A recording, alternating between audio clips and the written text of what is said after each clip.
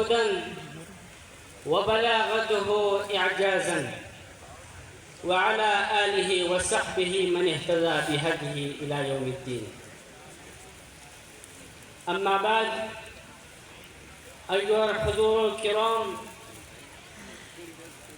إن الحديث عن مكانة باكستان في العالم الإسلامي هو حديث عن بلد أكرمه الله بالإسلام وجعله موطنا للعلم والدعوة ومركزا لخدمة الدين والأمة.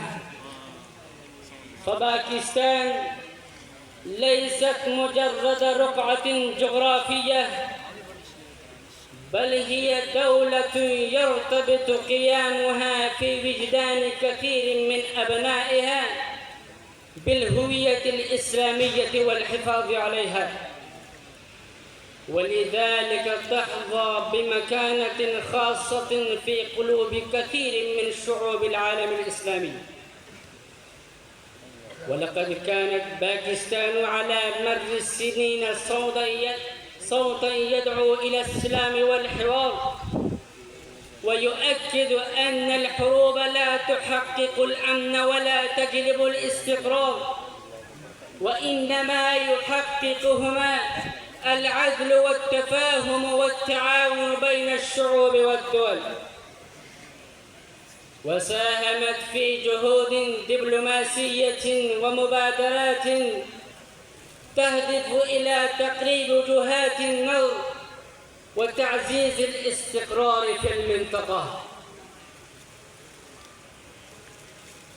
وكذلك لم تغب عنها قضايا الأمة الإسلامية، فكانت تعلن دعمها لحقوق الشعب الفلسطيني، وتؤكد موقفها الثابت من حق الشعب كشمير في العدل والكرامة، وتسمع صوتها في المحافل الدولية دفاعاً عن القيم الإنسانية وحقوق الشعوب.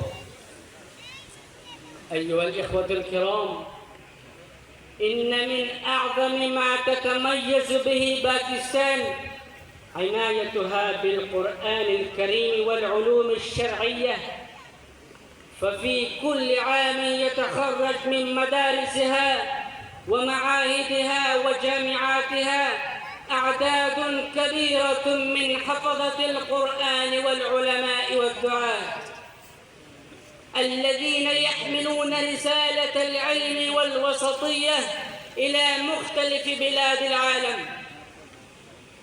وقد أصبحت عدد من المؤسسات العلمية في باكستان وجهة للطلبة من دول كثيرة يتلقون فيها العلوم الشرعية واللغة العربية، ثم يعودون إلى بلادهم حاملين رسالة العلم والوحدة والاعتدال وخدمة الإسلام.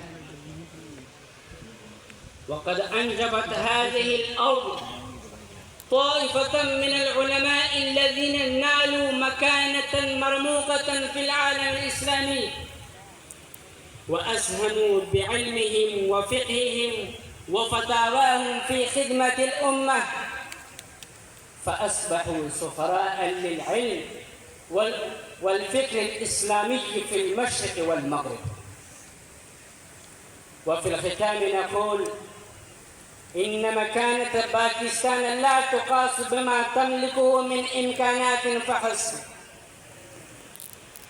بل بما تقدمه من خدمة للإسلام، وبما تحمله رسالة العلم والوحدة والاعتدال. اللهم احفظ باكستان وأدم عليها نعمة الأمن والإيمان والاستقرار، ووفق قادتها وعلماءها وشعبها لما تحب وترضى.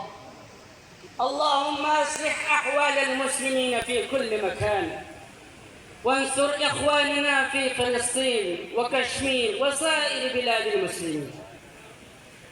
واجمع كلمتهم على الحق والهدى، وادفع عنهم المتن والمحن.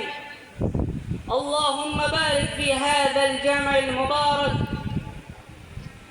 واجز الحاضرين خير الجزاء، واجعلنا جميعا من خدام دينك، واختم لنا بالحسنى إنك سميع مجيب الدعاء.